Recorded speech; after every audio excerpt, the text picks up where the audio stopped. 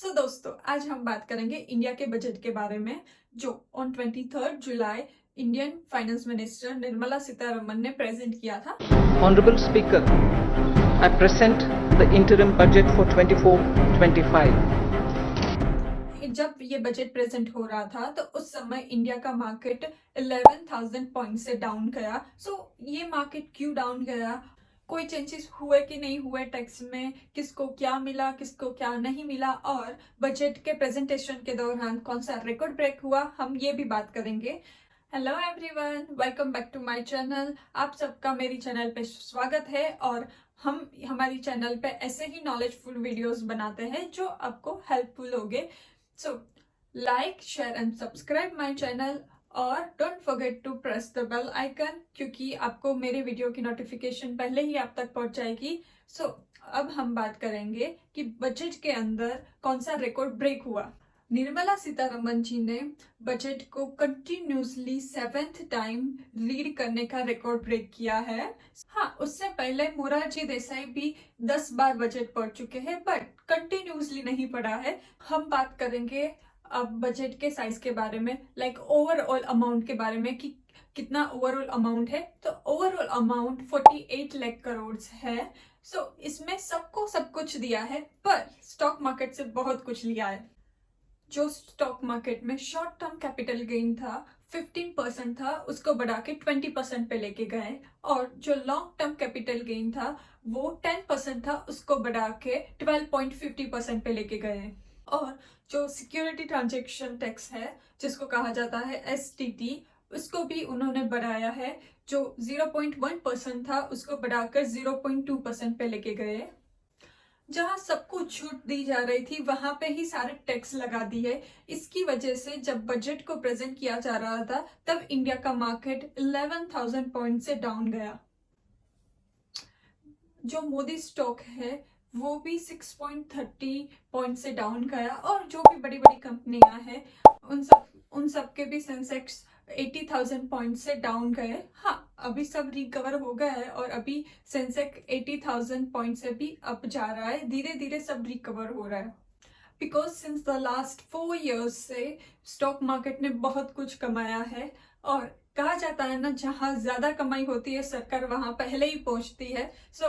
इसकी वजह से स्टॉक मार्केट के सारे टैक्सेस लगा दिए। नहीं, ऐसा नहीं है, but before the day before announcing the budget, उससे पहले निर्मला सीतारमन जी ने इकोनॉमिक रिपोर्ट प्रेजेंट की थी। उसमें कहा गया था हमारा स्टॉक मार्केट ऊपर जा रहा है, बट उससे ज्यादा ऊपर गया तो that's a harmful for us. इसकी वजह से उसके सारे टैक्सेस लगाए गए हैं। अब हम बात करते हैं मिडिल क्लास के फैमिली के बारे में, राइट। मिडिल क्लास फैमिली क्या देखती है, क्या महंगा हुआ, क्या सस्ता हुआ, राइट, कितना टैक्स हमें पे करना है। पर उससे पहले हम देखेंगे सरकार ने डिफरेंट सेक्टर को कितनी कितनी अमाउंट अलॉट की है। उसमें 9 सेक्टर्स है: agriculture, employment, urban development, infrastructure, innovation, manufacturing, services, energy and defence. अब हम बात करेंगे रूरल एरियाज के बारे में, लाइक बिलो प्रोवर्टी पीपल के बारे में। गवर्नमेंट की जो प्रधानमंत्री आवास योजना थी उन्होंने कंटिन्यू किया है, और अब जो गरीबों के लिए अनाज योजना थी वो मोदी जी ने कंटिन्यू ही की है। और अलग से 10 लाख करोड़ रुपीस को प्रधानमंत्री आवास योजना के लिए अलॉट किए गए हैं। उसके अंदर 1 करोड़ से भी ज्यादा मकान अर्बन एरियाज में बनाए जाएंगे, और 2 करोड़ से भी ज्यादा मकान रूरल एरिया में बनाए जाएंगे। अब हम बात करते हैं किसानों की। किसानों के लिए 1,52,000 करोड़ रुपीस अलग से अलॉट किए गए हैं, और उसमें ये टारगेट लिया गया है कि 1 करोड़ से भी ज्यादा किसानों को ऑर्गेनिक फार्मिंग सिखाई जाएगी इन 2 सालों में। ये बात पे कोई गवर्नमेंट का मजाक भी उड़ा रहा है और कोई गवर्नमेंट का साथ भी दे रहा है। खेती तो गांव में होती है, तो गवर्नमेंट ने गांवों के डेवलपमेंट के लिए और इंफ्रास्ट्रक्चर के लिए 2.66 लाख करोड़ अलग से अलॉट किए गए, और गवर्नमेंट अलग से 3 लाख करोड़ महिलाओं के लिए भी खर्च करेंगे। गवर्नमेंट ने थोड़ा बहुत छोटे व्यापारियों के लिए भी किया है। जो मुद्रा की रकम 10 लाख की थी उनको बढ़ा के 20 लाख पे लेके गए हैं। सबसे ज्यादा बजट का भाग डिफेंस को अलॉट किया गया है, that is the 30% of budget. That means 6,21,000 crore जो डिफेंस को अलॉट किए गए हैं। और डिफेंस हमारे लिए इम्पोर्टेंट है। और गवर्नमेंट जो स्टूडेंट डोमेस्टिक लेवल पे पढ़ाई करना चाहते हैं उनके लिए 10 लाख की लोन भी देगी। और जो कंपनियां स्पेस के लिए काम करती है उनके लिए भी सरकार ने अलग से 1,000 करोड़ रुपीस का फंड अलॉट किया गया है। 11,11,000 crore rupees government capital expenditure में खर्च करेंगी, जैसे कि रोड, रेलवे, ब्रिज बनाने के लिए। और अब हम बात करेंगे मिडिल क्लास के बारे में। फर्स्टली मिडिल क्लास लोग यही सोचते हैं कि हमारे टैक्स बढ़ा, कम हुआ, क्या हुआ। तो चलो हम अभी टैक्स के बारे में बात करते हैं। टैक्सेस में कुछ चेंजेस हुआ कि नहीं हुआ।